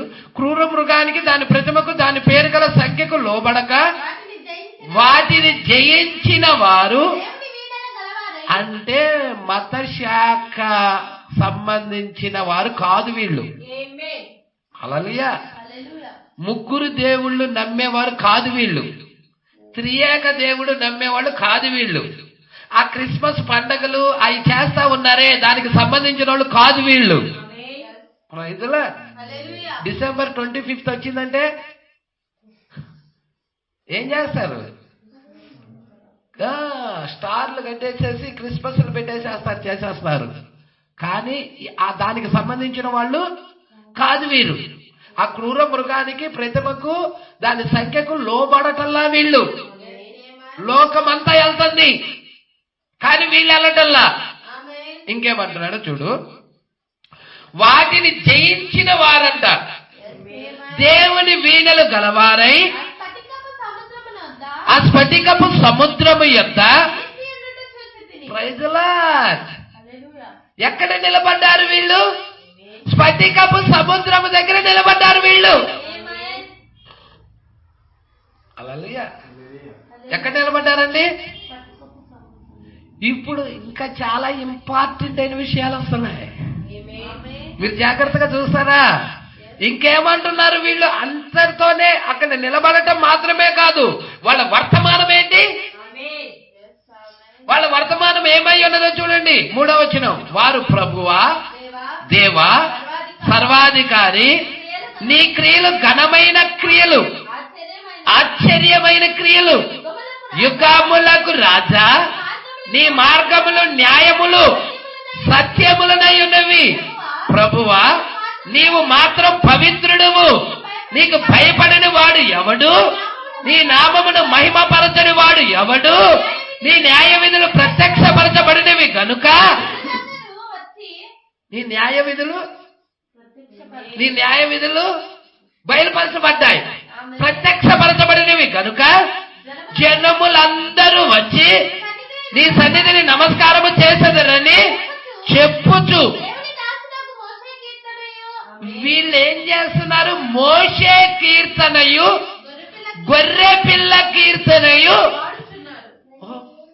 వీళ్ళు మోషే కీర్తన గొర్రె పిల్ల కీర్తన పాడుతున్నారు. వీళ్ళు ఎవరు? వీళ్ళు 4వ అధ్యాయంలో వెళ్ళిపోతుంది. మొదటి వచనంలో 19వ అధ్యాయం దాకా కనపడదు. మధ్యలో ఉన్న వీళ్ళు ఎవరు? అందుకే ఇది ఎంతో ఇంపార్టెంట్. హల్లెలూయా. ప్రకటన గ్రంథం 4వ అధ్యాయం 3వ భాగం అనేది సామాన్యమైన అనేక వాటితో ముడివేయబడి ఉంటది. ఇక్కడికి వచ్చేద్దామా? 195వ పేరాకి. ఎంతమంది ఆసక్తిగా ఉన్నారు? సరే చూద్దాం రండి. ఇప్పుడు దేవుని యొక్క కోపమును గురించి గమనించండి. మరియు అగ్నితో కలిసి ఉన్న స్ఫటికపు సముద్రం వంటిది ఒకటి నేను చూచితిని. అవునా? ఇప్పుడు గమనించండి. క్రూర మృగానికి, దాని ప్రతిమకు, దాని పేరు గల సంఖ్యకు లోబడక వాటిని జయించిన వారు దేవుని వీణల గలవారై ఆ స్ఫటికపు సముద్రం యొద్ద నిలిచి ఉండుట చూచితిని.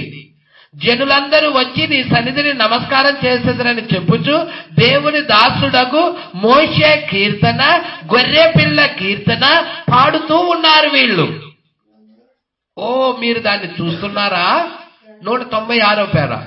మీరు దాన్ని చూస్తున్నారా? శ్రమల కాలం. ఈ సన్నివేశం ఎప్పుడు జరుగుతుంది? శ్రమల కాలం. శ్రమల కాలంలో వధువు ఇక్కడ ఉండదా? ఉండదు. ఓ, మీరు త్వరగా ముగించాలని తలస్తున్నారా? సంఘం చెప్తుంది లేదయ్యా, లేదు లేదు లేదు. సమాధానం చెప్తుంది, సమాజం అంతా పలుకుతా ఉన్నది. పాస్టర్ గారు మీరు కంటిన్యూ చెప్పండి చెప్పండి, ఆసక్తిగా ఉన్నారు చెప్పండి.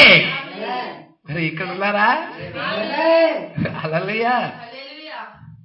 సరే, మంచిది, ఆలకించండి. ఇచ్చట మనం ఒక విషయాన్ని చూద్దాం. మనం ఎలాగ వచ్చుచున్నాము? అన్యజనుల సంఘం ఎలా వస్తుందో చూద్దాం. హల్లెలూయా. మనము ఈ అన్యజనుల సంఘం ఈ వాక్యము యొద్దకు, ఓ ప్రైజ్ లార్డ్, మనము ఎలా వచ్చుచున్నాము? మనము ఈ అన్యజనుల సంఘం ఈ వాక్యము యొద్దకు. ఏ వాక్యము? స్ఫటికమును పోలిన గాజు వంటి సముద్రం ఉన్నట్టున్నది. దాని దగ్గరికి అన్యజనుల సంఘం వస్తుందా? పట్టుకుంటున్నారా? స్ఫటికము వంటి సముద్రం యొద్దకు, జలముల యొద్దకు, వాక్య జలముల యొద్దకు వ్రాయబడి ఉన్న ప్రకారంగానే వాక్యాన్ని గుర్తించి రావాలి. ఎవరు వస్తున్నారు? అన్యజనుల సంఘం. ఎక్కడికి వస్తుంది? వాక్యం దగ్గరికి. రాయబడి ఉన్న ప్రకారంగానే వాక్యం దగ్గరికి వస్తుంది. ఎక్కడ అది? స్ఫటికమును పోలిన గాజు వంటి సముద్రము దగ్గరికి. పట్టుకుంటున్నారా? మీరు చూడండి, వాక్యాన్ని గుర్తించి రావాలి. అప్పుడు ఆ బలి అంగీకరింపబడి పరిశుద్ధాత్మ మీ లోపల నింపబడి ఆ కాలము యొక్క వెలుగుగా అది ప్రకాశించుచుండును.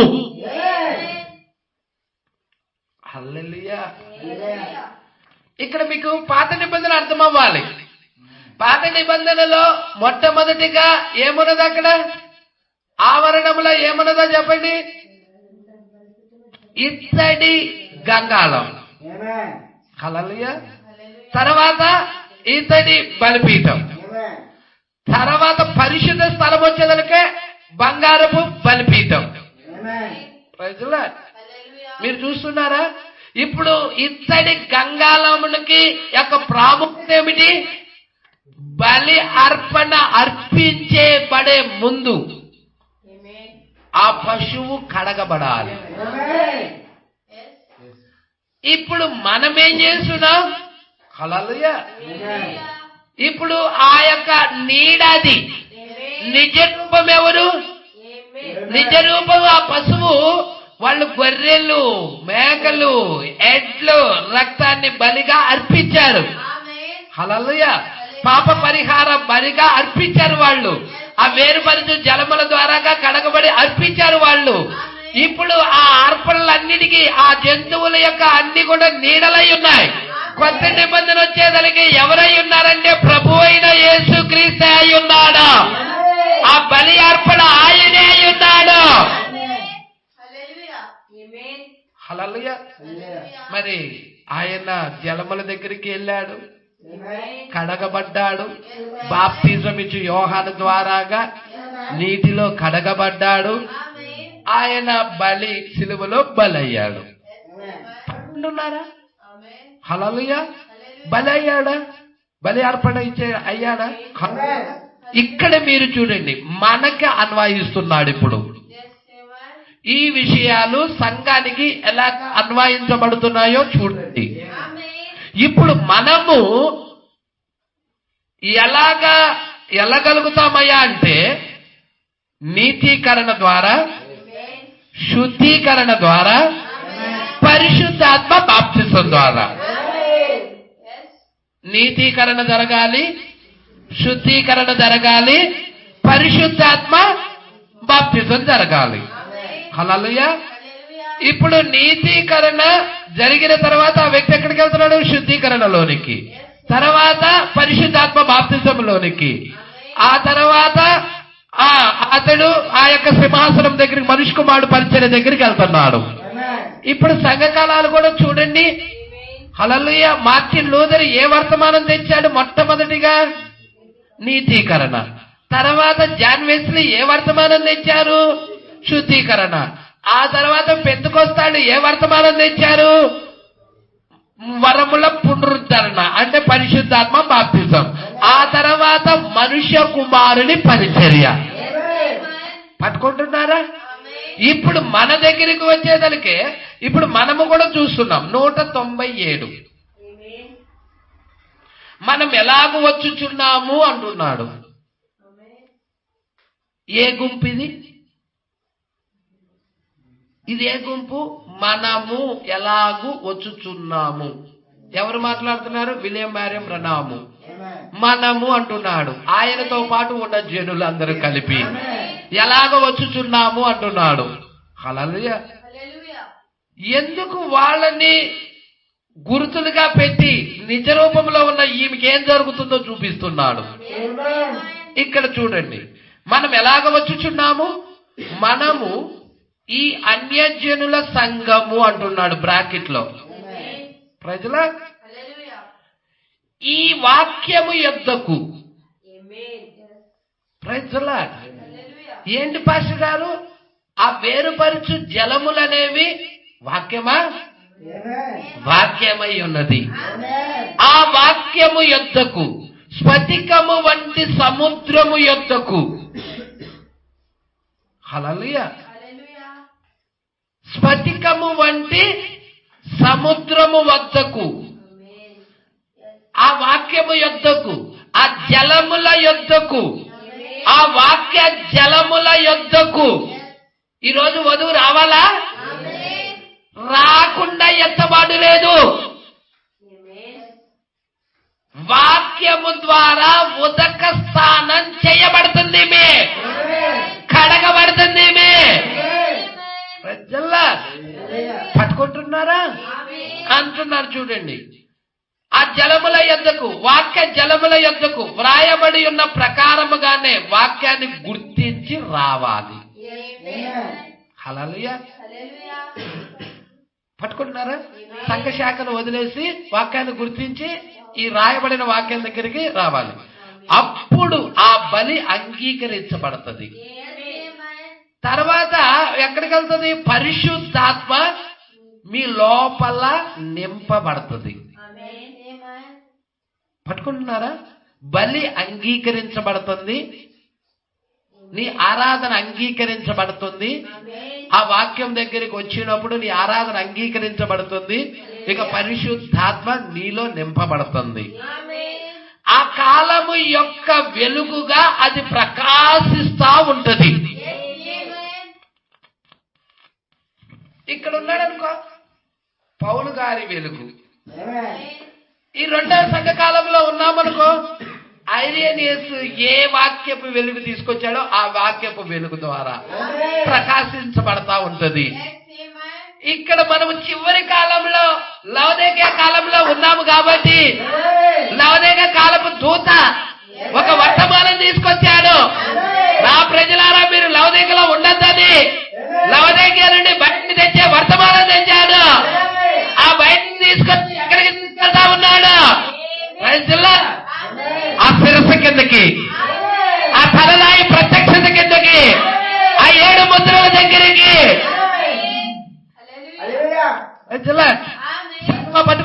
విషయాలు హల్లెలూయా. మరి ఈ కాలపు వెలుగు దగ్గరికి నిన్ను తీసుకెళ్తుంది పరిశుద్ధాత్మ. నక్షత్రము ఎల్లప్పుడూ యేసు దగ్గరికి నడిపించినట్టుగా ఈ కాలపు వెలుగు నిన్ను ఎక్కడికి నడిపిస్తుందంటే హల్లెలూయా యేసు దగ్గరికి నడిపిస్తుంది. ప్రకటన 10 దగ్గరికి నడిపిస్తుంది.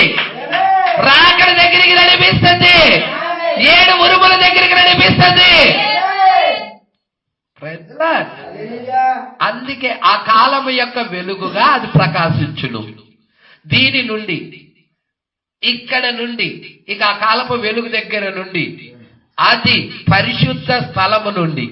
అంతకుముందు నువ్వు ఎక్కడున్నావు? పట్టుకుంటున్నారా? వేరుపరచు జలముల దగ్గర. అక్కడ నుండి నువ్వు ఎక్కడికి వచ్చావు? పరిశుద్ధ స్థలము దగ్గరికి. ఆ వెలుగు పరిశుద్ధ స్థలం దగ్గర నుండి ఇప్పుడు నువ్వు ఎక్కడికి వెళ్తున్నావు? హల్లెలూయా. మీరు జాగ్రత్తగా చూడండి. ఆ యొక్క బలి అర్పణ ఎలాగ వెళ్తా ఉన్నదో మీరు చూడాలి. మనము ఎలాగ వెళ్తున్నామో మీరు చూడాలి. సింహాసనం మీద మనం ఎలాగ వెళ్తున్నామో చూడాలి. హల్లెలూయా. ఇక్కడ మీరు చూడండి, ఆ బలి అంగీకరించబడుతుంది. పరిశుద్ధాత్మ మీ లోపల నింపబడుతుంది. అంటే మీ లోపల మీరు బలి అంగీకరించబడుతుందంటే మీ పాత జీవితం అంతా చనిపోతుందండి. ఆ వేరుపరచు జలముల ద్వారాగా మీ పాత జీవితం అంతా చనిపోతుంది. ఎప్పుడైతే చంపబడతా ఉన్నదో మీరు బలి అర్పణ అయి ఉన్నారు. హల్లెలూయా. ఆ బలి అంగీకరించబడతా ఉన్నది. మీ లోపల ఉన్న లోకము తీసేయబడుతుంది. మీ లోపల ఉన్న పాత జీవితం తీసేయబడుతుంది. ఇక పాపపు జీవితం తీసేయబడుతుంది. హల్లెలూయా. మీరు అంగీకరించిన ఆ వాక్యము, విశ్వసించిన ఆ వాక్యము, స్వీకరించిన ఆ వాక్యము ఎప్పుడైతే మీలో క్రియ చేయటం ప్రారంభమవుతుందో మీరు నూతన సృష్టిగా మార్చబడుతున్నారు. హల్లెలూయా. ఆ కాలపు వెలుగు యొద్దకు మిమ్మల్ని తీసుకెళ్తుంది. ఇక్కడ మీరు చూడండి, మీలో నింపబడుతుంది పరిశుద్ధాత్మ. ఆ కాలం యొక్క వెలుగుగా అది ప్రకాశిస్తా ఉన్నది. ఇక నువ్వేం చేస్తావంటే ఈ కాలానికి సంబంధించిన వెలుగును ప్రతిబింబిస్తావు. నెక్స్ట్ కార్యం చూడండి, దీని నుండి హల్లెలూయా. ఇప్పుడు మీరు దీప వృక్షము యొక్క వెలుగు కింద లేరు. హల్లెలూయా. దీప వృక్షము యొక్క వెలుగు కింద ఉన్నామా మనం? ఇక్కడ నుండి దీని నుండి ఎక్కడికి తీసుకెళ్ళి వెళ్ళబోతున్నాం మనం? షకీనా మహిమ దగ్గరికి. ఎందుకు షకీనా మహిమ ఎక్కడున్నది? అతి పరిశుద్ధ స్థలములో ఉన్నది. దీప వృక్షము ఎలుగు ఎక్కడున్నది? పరిశుద్ధ స్థలములో ఉన్నది. పరిశుద్ధ స్థలము నుండి అతి పరిశుద్ధ స్థలములో ఉన్న షకీనా మహిమ దగ్గరికి, ఆ సింహాసనము యొద్దకి మనల్ని నడిపే ఒక వర్తమానం వచ్చినది. Praise the Lord. సంగమా పట్టుకుంటున్నారా? హల్లెలూయా. దీని నుండి అది పరిశుద్ధ స్థలము నుండి బయలు వెడలి. ఎక్కడికి? బయలు వెడలి. దీని లోపలికి వచ్చి. హల్లెలూయా. పట్టుకుంటున్నారా? పరిశుద్ధ స్థలము నుండి బయలుదేరి వెళ్తుంది. దీని లోపలికి వచ్చి ఈ నక్షత్రం ఉన్న స్థలము నుండి బయలుదేరి ఇచ్చటికి వచ్చుచున్నది. ప్రజల్లా నక్షత్రం ఉన్నది ఎక్కడ? ఆ పరిశుద్ధ స్థలములో 7 దీప వృక్షాలు. పట్టుకుంటున్నారా? 7 నక్షత్రాలు. నక్షత్రం ఉన్న స్థలము నుండి బయలుదేరి ఎక్కడికి వెళ్తుంది? ఇచ్చటికి వచ్చుచున్నది. ఇది మీకు అర్థమైనదా? హల్లెలూయా. పట్టుకుంటున్నారా? ఇప్పుడు ఈ కాలము యొక్క అంతమున, హల్లెలూయా, ఈ కాలము యొక్క అంతమున ఇచ్చట ఉన్న ఇత్తడి సముద్రము యోహాను చూచినప్పుడు ఏం చూశాడు? ఇత్తడి గంగాలం, ఇత్తడి సముద్రం, స్ఫటికమును పోలిన గాజు వంటి సముద్రం చూచినప్పుడు అతడి కనులకు స్ఫటికము వలె స్పష్టంగా కనబడుట గమనించండి. హల్లెలూయా. స్ఫటికము వలె స్పష్టముగా కనబడుట గమనించండి. అదేమిటి? వాక్యము భూమి నుండి తీసివేయబడి సంఘము ఎత్తబడుట వల్ల ఇక అచ్చట రక్తము లేనందువలన, హల్లెలూయా, వాక్యము భూమి నుండి తీసేయబడుతుంది, వధువు ఎత్తబడుతుంది. ఇక రక్తం ఇక్కడ ఉంటుందా? వధువు ఉన్నంతసేపే రక్తం, వధువు వెళ్ళిపోయిన తర్వాత రక్తము ఉండదు. రక్తము లేనందువల్ల ఇక అది ఎలాగ కనబడుతుంది? స్ఫటికము వలె స్పష్టంగా కనబడుతుంది. అంటే స్ఫటికము వలె కనబడుతుందంటే అక్కడ రక్తం తీసివేయబడినదని అర్థం. హల్లెలూయా. స్ఫటికము వలె కనబడుతుందంటే ఇక రక్తము లేదు, ఇక భూమి మీద వధువు లేదు, ఇక అది న్యాయ తీర్పు అని అర్థం. పట్టుకుంటున్నావా? సంఘకాలం సమాప్తమైనదని అర్థం. ఇక సంఘకాలాలు లేవు. సంఘకాలం అనేది సమాప్తమైనది. సిలువలో యేసు చెప్పిన చివరి మాట ఏంటి చెప్పండి? సమాప్తమైనది. పట్టుకుంటున్నారా? ఇక్కడ కూడా సమాప్తం అవుతా ఉన్నది.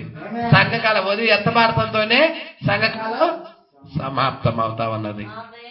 ఇప్పుడు ప్రకటన 15వ అధ్యాయం దగ్గరికి వెళ్దాం. పట్టుకుంటున్నారా?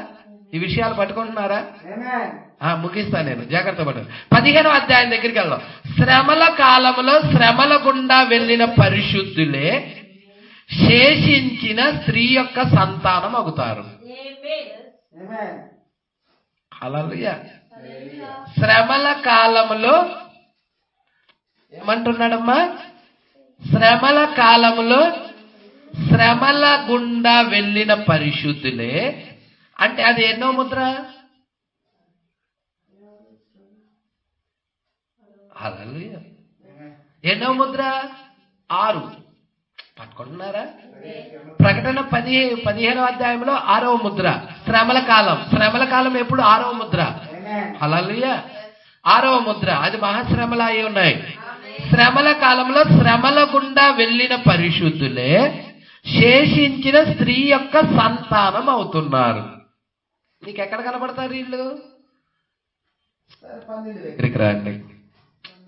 అమ్మా, మీరు పట్టుకుంటున్నారా ఈ విషయాలు? చూడండి, మీరే చూడండి. ప్రకటన 12.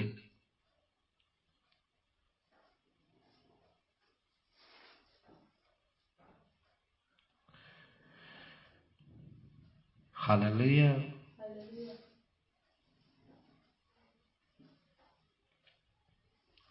ఈ ప్రకటన 12లో నీకేం కనబడుతుందో చూద్దాం. 4వ వచనం. దాని తోక ఆకాశ నక్షత్రములలో 3వ భాగం ఈడ్చి వాటిని భూమి మీద పడవేసిన. కననయ్యున్న ఆ స్త్రీ కనగానే ఆ శిశువును మృంగివేయవలెనని ఆ ఘట సర్పము స్త్రీ ఎదుట నిల్చుండెను. సమస్త జనములను ఇనుప దండముతో ఏలనయ్యున్న మగ శిశువును ఆమె కనగా ఆమె శిశువు దేవుని యొద్దకు ఆయన సింహాసనం యొద్దకు కొనిపోబడెను. ఆ స్త్రీ అరణ్యమునకు పారిపోయెను. అచ్చట వారు ఇక్కడ మీరు చూడండి, ఎవరి స్త్రీ?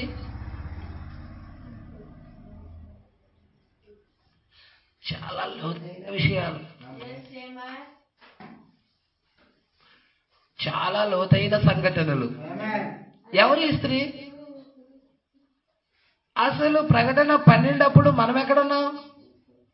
4వ అధ్యాయంలో ఎత్తబడిన వధువు 19లో వచ్చిందంటే భూమి మీదకి. అప్పుడు ఈమె ఎక్కడుంది? ప్రకటన 12 జరిగేటప్పుడు ఎక్కడుంది? పరలోకంలో ఉంది. అవును కదా? మరి ఇక్కడ ప్రకటన 12 మృగము యొక్క ముద్ర కనుక నువ్వు చదివితే ఈమె యూదుల సంఘానికి పోల్చి చూపిస్తాడు, అదే విధముగా అన్ని జనుల్లో ఉన్న సంఘానికి చెప్తాడు.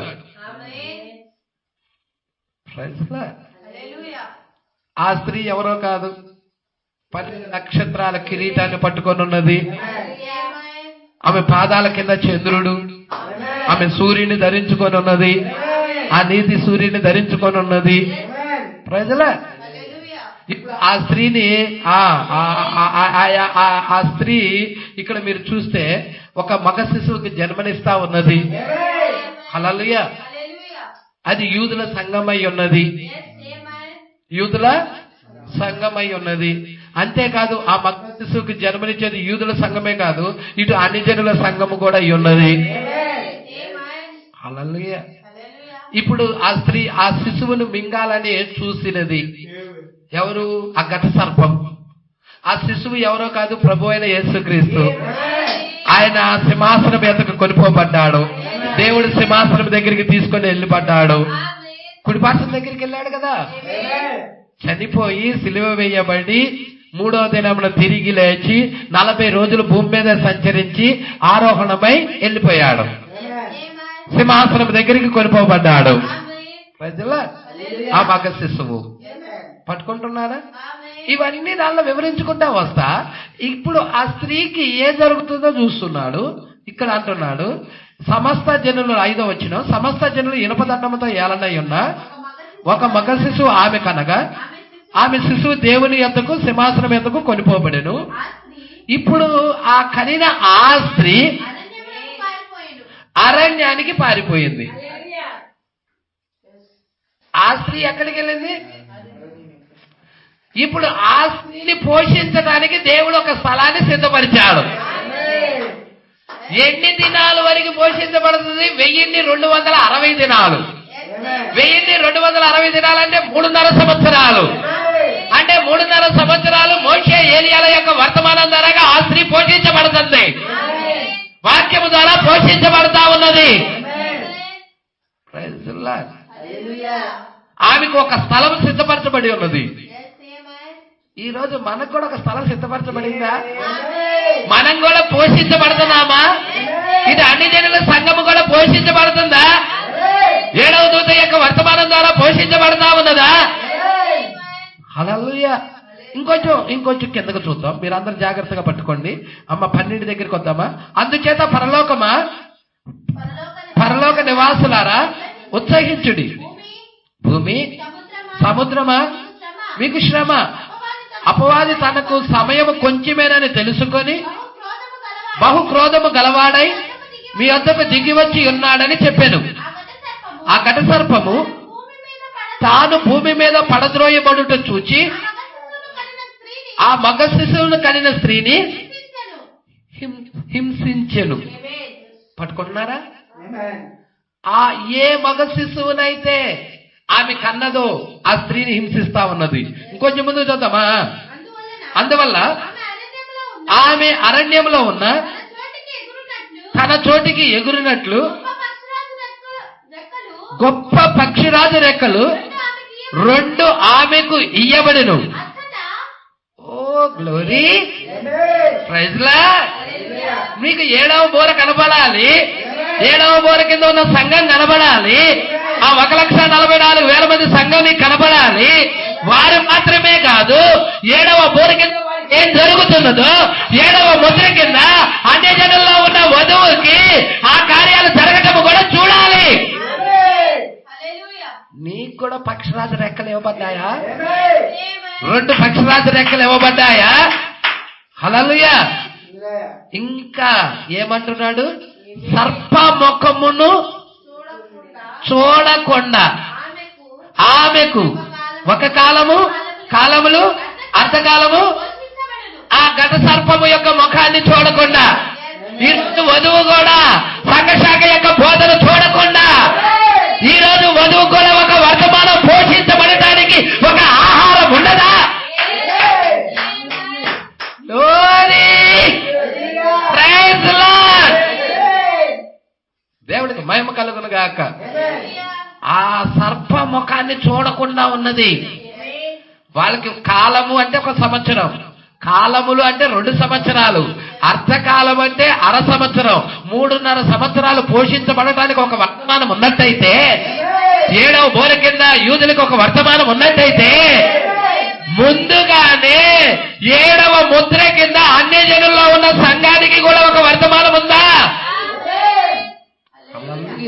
ఇంకొంచెం కిందకు చూద్దామా? 15వ వచనం. కావున ఆ స్త్రీ ప్రవాహమునకు కొట్టుకొని పోవనినని ఆ సర్పము తన నోట నుండి నీళ్లు నదీ ప్రవాహముగా ఆమె వెనక వెళ్ళగొక్కెను గాని భూమి ఆ స్త్రీకి సహకారి అయి తన నోరు తెరిచెను. ఆ ఘట సర్పము తన నోట నుండి వెళ్ళగక్కిన ప్రవాహాన్ని ఈ భూమి మింగివేసింది. ఈ భూమి సహకారిగా నిలబడింది స్త్రీకి. షడ్రకు మేషకు అబేద్నెగోలకి సహకారిగా నిలబడ్డాడు వచ్చిన మనిషి కుమారుడా క్రీస్తు. ఈ వర్తమానము నీకు సహకారిగా నిలబడబోతా ఉన్నది. పట్టుకుంటున్నావా? ఏ వాక్యాన్ని అయితే నువ్వు ఆరాధిస్తున్నావో ఆ వాక్యమే నీకు సహకారిగా నిన్ను రక్షిస్తుంది, నిన్ను కాపాడుతుంది, నిన్ను పోషిస్తుంది, నీ గురించి సంరక్షిస్తుంది. ఇంకొంచెం కిందకు చూద్దామా? ఇంకొంచెం కిందకు చూద్దామా? ఆ ఘట సర్పము నీ మీదకి ప్రవాహాన్ని వెళ్ళగక్కినవి. హల్లెలూయా. అయితే నువ్వు పట్టుకున్న వర్తమానము నిన్ను పక్షిరాజు రెక్కల వంటి 2 రెక్కలు ఉన్నాయి కాబట్టి నిన్ను ఎగిరిపోయేలాగా చేస్తున్నది.